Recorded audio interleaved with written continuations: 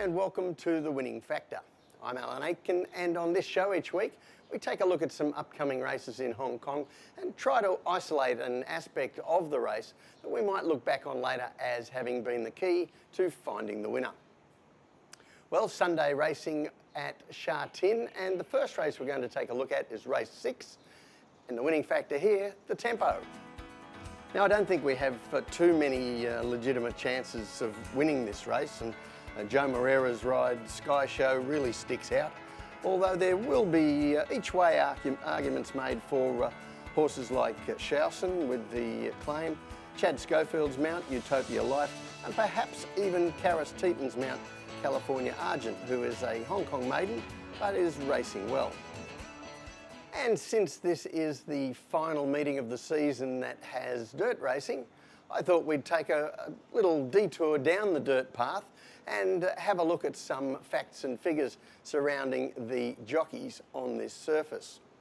And if you take a look at this first graphic, this is going back over the last 5 seasons, and what we see here is a clear pattern.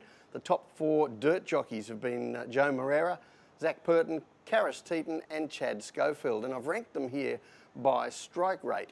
And of course, getting the win is important, but I also want you to notice what I've highlighted, that Sha Tin has more than matched market expectations in that time, while Chad Schofield is also very close to the expectations of the market. Now, the second graphic here, this is the Kings of the Dirt for 2019-20, and once again, we see the same 4 jockeys are the leading riders on the dirt this season. Moreira once again leads the way, and once again, Sha Tin has exceeded market expectations, while Schofield is pushing right up against them. And jockeys who can match or better the market expectations, they can represent some value, something to bear in mind while you're looking at having a bet in any dirt race. But for the sake of this dirt race, I think we're going to go with the top-ranked rider, because Sky Show really does stick out here.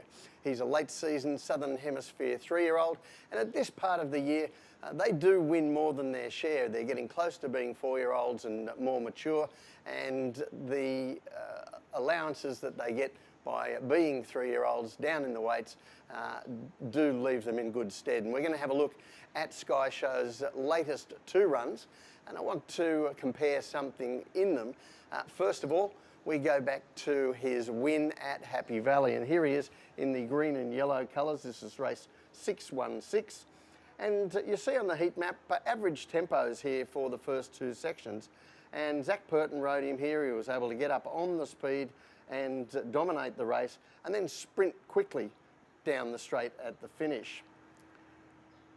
His next run, he went out a very short price favourite as a result of that, and in race 713, you see it's a different race shape here, and he suffers a shock defeat by the 284 to 1 chance Top Military, and the heat map shows you why. This time Sky Show was heavily pressured in the front by another runner during the mid-race section and tired badly in the final third as a result, and Top Military just came to surprise him on the line. Now, looking at the map, on Sunday we have 3 potential leaders in the race, including Sky Show, but I'm not expecting these 3 to cut at each other, and I think 1 or more jockeys will come out of the speed battle, and that includes the possibility that Joe Moreira, he might lead, but he might also take the option of sitting behind the other 2 in the running. They're all drawn next to each other, so they'll have eyes on what the other leaders are doing. So the tip in race 6 is Sky Show. His winning factor, the tempo.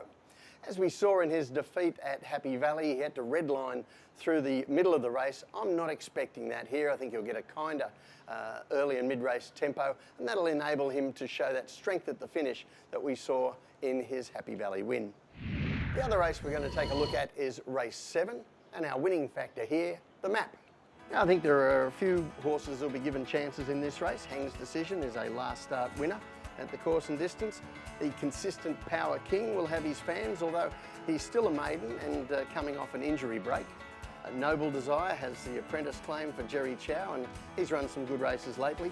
The last start Class 5 winner, Impeccable Fellow, will have his fans. And the ones I want to concentrate most on are the rides of Zach Purton and Joe Moreira, Perfect Pair and Golden Mission. And the reason I want to concentrate most on them is the way that this race sets up. But first of all, let's take a look at what they've been doing lately. This is race 654, and he drew barrier 8 here at his first run for Jimmy Ting, 1200 metres, and he was unable to stay with the front runners over that distance from the gate. But you see him drift back in the pink colours. He gets out the back and then closing off strongly into 4th placing. And if we take a look at the heat map there, the strongest part of the race was the run down to the finish, and he was able to make up a lot of ground running good sectional times there. Now since then he's had another run, that's this time over 1400 metres at Sha Tin, gate 14 that time, and once again he got a long way back and was unable to get into the race. So we'll look more at that angle in a moment. But first of all, Golden Mission. And Golden Mission's latest run, also his second run for a new trainer, Michael Chang. The latest of them 2 weeks ago when he jumped okay from a middle gate, but there was quite a bit of speed underneath him in the early and middle stages, and Sha Tin was forced to ease back into the last 4 to get a comfortable position. He gets a bump rounding the home turn on the outside in the blue and red colours, and then he runs on for second behind the impressive Winning Brew. But he did have the tempo helping him, as you can see on the heat map. The early and middle stages did help the run on horses. So both horses have turned in some good performances without the races really mapping out well for them, and I think that will change for both of them on Sunday. So let's take a look at the map, and this is a race where there isn't an awful lot of speed. The lead is up for grabs, and while I don't think either Perfect Pair or Golden Mission is going to be in front, you see them there in barriers 1 and 5 with not a lot of pace in between them. And I think that means they'll be able to bounce out and land in comfortable runs much closer to the lead this time. And you see their main opponents here, the ones I mentioned earlier, many of them having wide gates to deal with or getting back too far this time. And that gives the edge to our 2 leading riders in Hong Kong, Moreira and Burton, to settle down and fight this out. But the tip in race 7 is Perfect Pair. His winning factor, the map. I think the way this sets up is going to benefit both horses. They both have good chances, but I'm leaning the way of Perfect Pair, as he already has 2 wins on the board over this course and distance. Well, that's it from the winning factor this week. Good luck on Sunday. We'll see you next time.